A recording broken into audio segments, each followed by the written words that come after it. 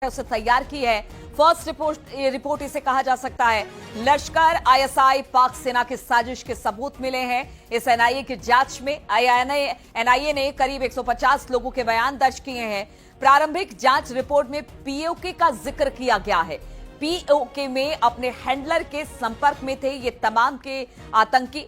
हमले में ओवरग्राउंड वर्करों की भूमिका बताई जा रही है, क्योंकि बिना ओवरग्राउंड की सहायता के वहां पर इस तरह के बड़े आतंकवादी हमले को अंजाम कश्मीर में नहीं दिया जा सकता है, इसलिए उनकी बात भी सामने आई है। हमले में ओवरग्राउंड वर्करों की भूमिका है।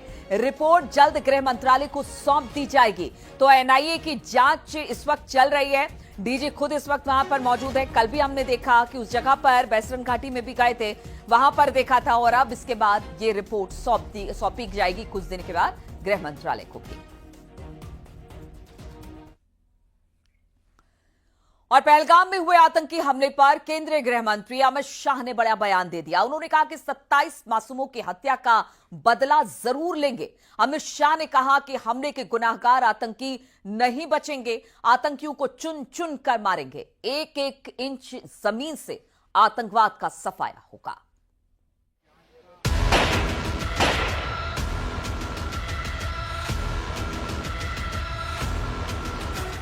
केंद्रीय गृह मंत्री अमित शाह ने पहलगाम हमले में शामिल आतंकवादियों को कड़ी चेतावनी दी है। अमित शाह ने कहा कि लड़ाई अभी खत्म नहीं हुई है।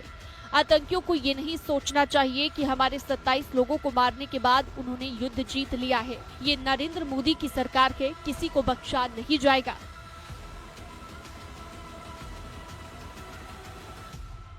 और अगर कोई एक कायराना हमला कर ये समझता है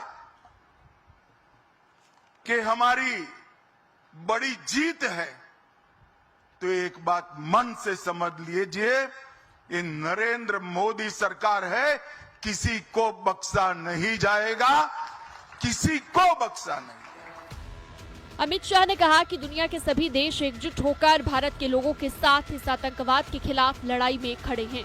इस देश की इंच इंच जमीन पर आतंकवाद के खात्मे के लिए सरकार संकल्पबद्ध है। इस देश की इंच इंच भूमि पर से आतंकवाद को मूल समेत उखाड़ने का हमारा संकल्प है, और वो सिद्ध होकर रहेगा। अमित शाह ने साफ शब्दों में कहा कि जब तक आतंकवाद का खात्मा नहीं हो जाता, लड़ाई जारी रहेगी। जिन्होंने इस आतंकी हमले को अंजाम दिया है, उन्हें सजा जरूर मिलेगी। न्यूज़ 18 के लिए ब्यूरो रिपोर्ट। और इस वक्त एक बड़ी खबर आ रही है। पाकिस्तान जब हर मोर्चे पर फेल हो रहा है, तो वो जासूसी का सहारा ले रहा है। अब वो भारत में जासूसों के भरोसे है। राजस्थान के जैसलमेर से आईएसआई का एक जासूस गिरफ्तार किया गया है। राजस्थान इंटेलिजेंस ने पाकिस्तान की खुफिया एजेंसी आईएसआई के लिए जासूसी करने के आरोप में पठान खान नाम के एक शख्स को गिरफ्तार किया है। पठान खान जैसलमेर के मोहनगढ़ इलाके का रहने वाला बताया जा रहा है। पठान खान पर बॉर्डर के आसपास के सैन्य गतिविधियों की जानकारी आईएसआई तक भेजने का आरोप है। पठान खान 2013 में पाकिस्तान गया था, जहां पर आईएसआई ने उसे जासूसी करने की ट्रेनिंग दी थी। और पहलगाम अटैक के बाद से ही भारत की तरफ से हो रहे एक्शन से पाकिस्तान इस कदर घबरा गया है कि उसे समझ में नहीं आ रहा कि वो क्या करे। हालात ऐसे बने हैं कि पाकिस्तानी एयरफोर्स अपनी ताकत दिखाने के लिए झूठे वीडियो का सहारा ले रही है। पाकिस्तान की एयरफोर्स की तरफ से एक बार फिर से एक वीडियो सोशल मीडिया पर शेयर किया गया, जिसमें दावा किया गया कि वो अपने सरहदों की सुरक्षा के लिए तैयार है। लेकिन सच्चाई यह है कि यह वीडियो 1 साल पुराना है और युद्धाभ्यास का वीडियो बताया जा रहा है।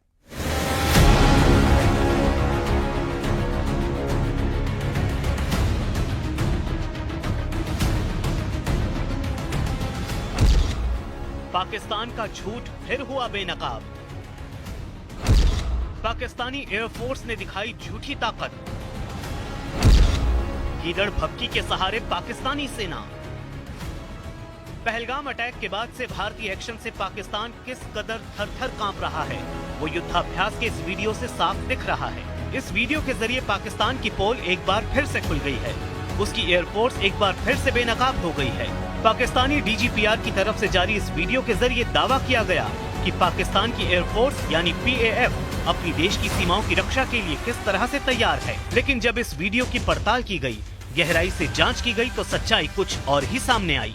पाकिस्तान की एयरफोर्स जिस वीडियो के जरिए गीदड़ भभकी दे रही है वो वीडियो 1 साल पुराना है और ये वीडियो तुर्की और रूस के साथ की गई वॉर एक्सरसाइज का वीडियो है। इस वीडियो को एडिट करके पाकिस्तान ये दिखाना चाह रहा है कि वो कितना मजबूत है। दरअसल पाकिस्तान इस वीडियो के जरिए ये मैसेज देने की कोशिश कर रहा था कि वो सरहद पर पूरी मुस्तैदी से डटा है, लेकिन पल भर में उसका ये दावा फेल हो गया। पुराने वीडियो के जरिए झूठी ताकत दिखाने वाली पाकिस्तानी एयरफोर्स एक बार फिर से बेनकाब हो गई। डीजीपीआर का ये वीडियो सोशल मीडिया पर मजाक का विषय बन गया है, क्योंकि अलग अलग वॉर एक्सरसाइज के वीडियो को जोड़कर, पुराने हथियारों के प्रदर्शन के क्लिप्स को जोड़कर बनाए गए इस वीडियो के जरिए पाकिस्तान ने एक फर्जी ताकत का मुजाहिरा पेश करने की कोशिश की है। इस तरह पाकिस्तान ने सोशल मीडिया पर अपने फाइटर जेट्स के एक्शन की तस्वीरों के जरिए अपनी झूठी ताकत दिखाने की कोशिश की, लेकिन यहाँ भी उसका झूठ पकड़ में आ गया, क्योंकि सोशल मीडिया पर पोस्ट की गई ये तस्वीरें भी पुरानी हैं। अब जरा इस तस्वीर को गौर से देखिए। पाकिस्तान की एयरफोर्स JF-17 थंडर B3 लड़ाकू विमान की तस्वीर सोशल मीडिया पर शेयर करके खुद को मजबूत दिखाने की कोशिश में दिख रही है, जबकि ये पोस्ट 15 अगस्त 2022 का है। अब जरा पाकिस्तानी डिफेंस की ही एक और सोशल मीडिया पोस्ट को देखिए, जो 14 अगस्त 2024 का है। इस पोस्ट में पाकिस्तानी एयरफोर्स के JF-17 थंडर ब्लॉक 2 विमान की तस्वीर और उसकी मिसाइल क्षमताओं, जो क्रूज मिसाइल से लैस है, उसको दिखाया गया है। इसी तरह एक पोस्ट में पाकिस्तानी एयरफोर्स के विंग लूंग 2 मानव रहित कॉम्बैट एरियल व्हीकल को दिखाया गया है। ये पोस्ट भी 7 फरवरी 2024 की है। अब 13 अप्रैल 2023 में YouTube पर अपलोड किए गए इस वीडियो के स्क्रीनशॉट को देखिए। इसके जरिए पाकिस्तान की सेना ये दिखाने की कोशिश कर रही है कि वो साइबर वॉरफेयर और स्पेक्ट्रम सुपीरियरिटी की दिशा में भी तैयारी कर रही है।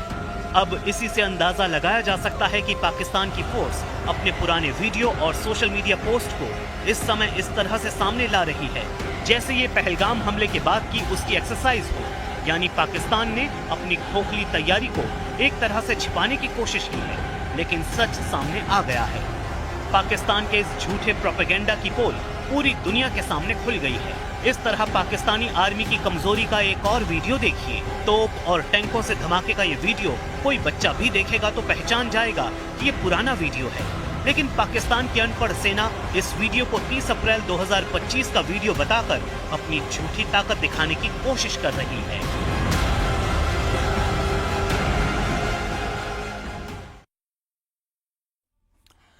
तो पाकिस्तान की आर्मी चीफ भी खौफ में इस वक्त हैं। पाकिस्तान के उसे अपनी सेना पर भरोसा नहीं है, अपनी ही सेना को कह रहा है कि घबराओ मत, हम एक्शन लेंगे। वहीं पाकिस्तान के नेताओं को भी सेना पर भरोसा बिल्कुल नहीं है कि वो युद्ध लड़ भी पाएंगे, इसलिए रह रहकर सिर्फ परमाणु बम दिखा रहे हैं।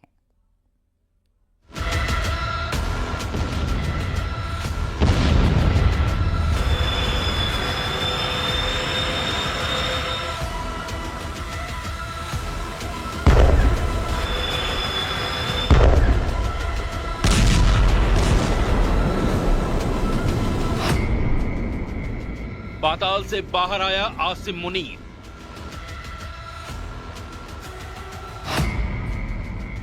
खौफ से कांपते हुए दिखा पाक आर्मी चीफ। हिंदुस्तान की दहशत से ही मर जाएगा मुनीर।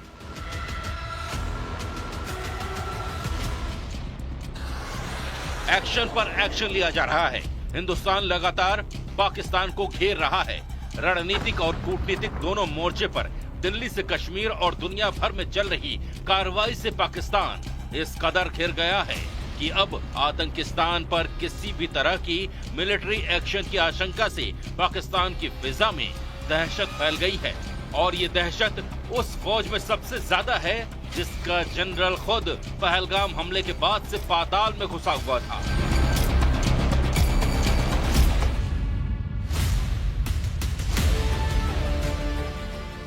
पाकिस्तानी सेना प्रमुख जनरल आसिम मुनीर का डर अब उसकी बातों से झलकने लगा है और पाकिस्तान के सैनिकों और पाकिस्तान की आवाम के सामने आ गया। आसिम मुनीर रावलपिंडी के टीला फील्ड फायरिंग रेंज में पहुंचा था, जहां पाकिस्तान की मांगला स्ट्राइक कॉर्प्स हैमर स्ट्राइक अभ्यास कर रही थी। यह अभ्यास पाकिस्तान की बेचैनी और आशंका को दिखाता